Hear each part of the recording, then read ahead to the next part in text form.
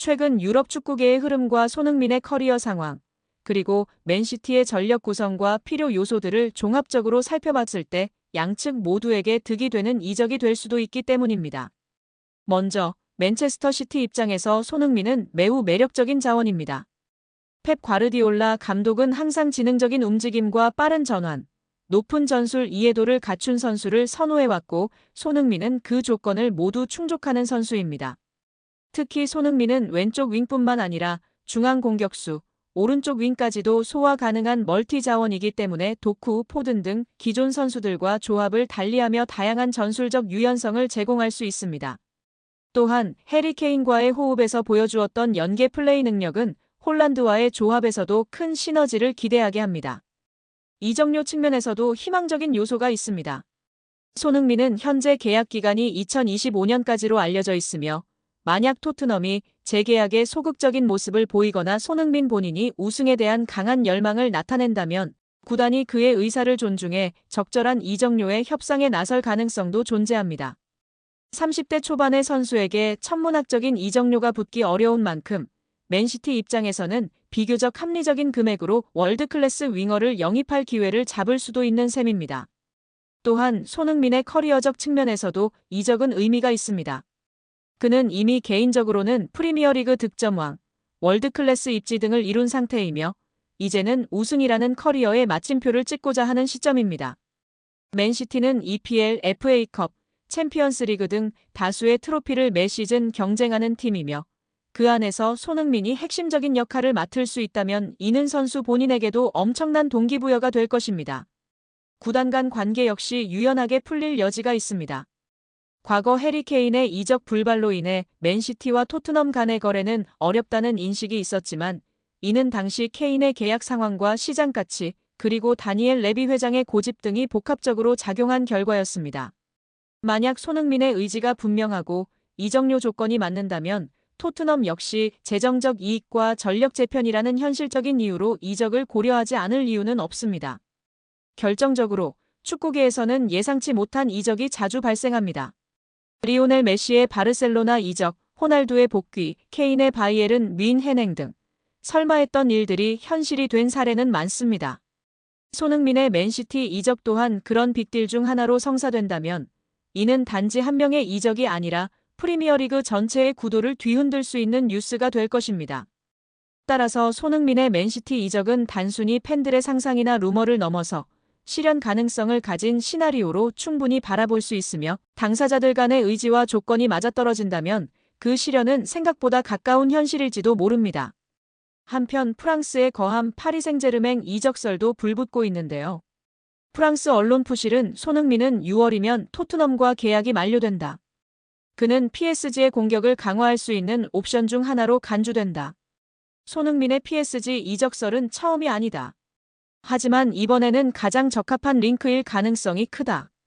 손흥민은 토트넘을 떠날 가능성을 열어뒀다. 손흥민과 거의 4년 동안 협상한 PSG는 아직도 그 자리에 있다. PSG는 그의 능력은 물론이고 라커룸에서의 프로다움을 좋아한다고 보도했습니다. 푸실은 토트넘은 지금까지 PSG의 구애를 거부했다. EPL 무대를 선호해왔다. 하지만 그의 생각은 달라질 수 있다.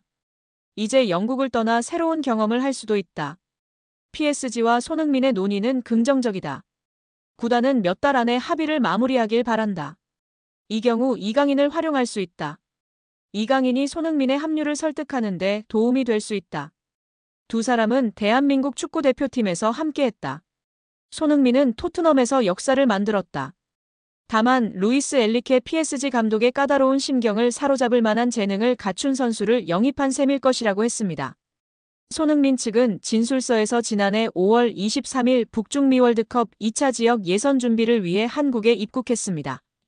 당시 양 씨와 손흥민은 교제를 이어오던 중이었는데 5월 31일부터 다음 날까지 양 씨와 만남을 가졌다고 합니다.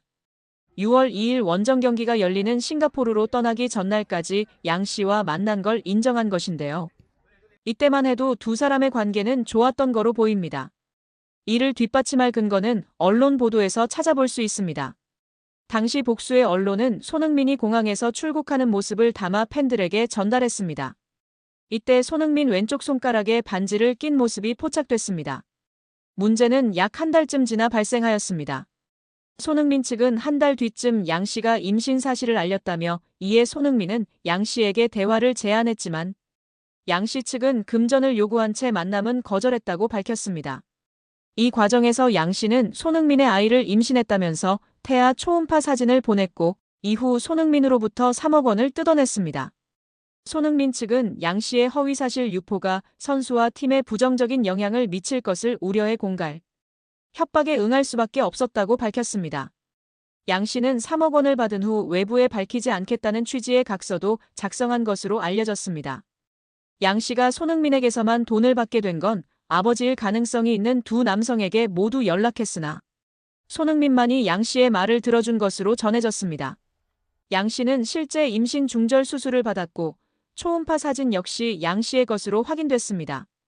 이에 손흥민의 아이가 아니냐는 주장이 제기됐지만 임신한 양 씨도 아이 아빠가 누군지 모릅니다. 앞선 20일 연예 매체 디스패치는 양 씨와 공갈 미수 혐의를 받는 40대 남성 용 씨의 대화 내용을 공개했는데요. 공개된 대화 내용에 따르면 용 씨가 근데 너 누구 애인지 정확히 알아? 라고 묻자 양 씨는 누구 애인지 제가 어떻게 알아요? 라고 답했습니다. 이에 용 씨는 그럼 2번한테만 가든가 1번한테만 가든가 한 명한테만 갔어야지라고 말했습니다. 여기서 말하는 1번은 양 씨가 손흥민과 같은 기간의 관계를 맺은 사업가 남성으로 2번은 손흥민입니다. 손흥민은 양 씨가 자신을 만나던 시기 동시에 다른 남성도 만난 것을 모르고 있다가 양 씨와 사이가 틀어진 용 씨를 통해 알게 됐다고 매체는 전했습니다.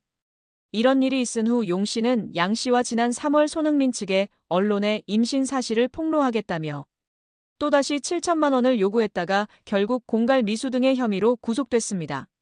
한편 경찰은 진술서를 낸 손흥민을 상대로 대면 조사를 할 계획은 없는 걸로 전해졌습니다. 여자가 누구인지 정확한 신상 정보를 수사기관에서 공개하지 않을 전망이나 공갈 혐의로 구속을 앞두고 있어 많은 네티즌들이 그녀의 신상을 캐내려고 안달이 난 상황입니다.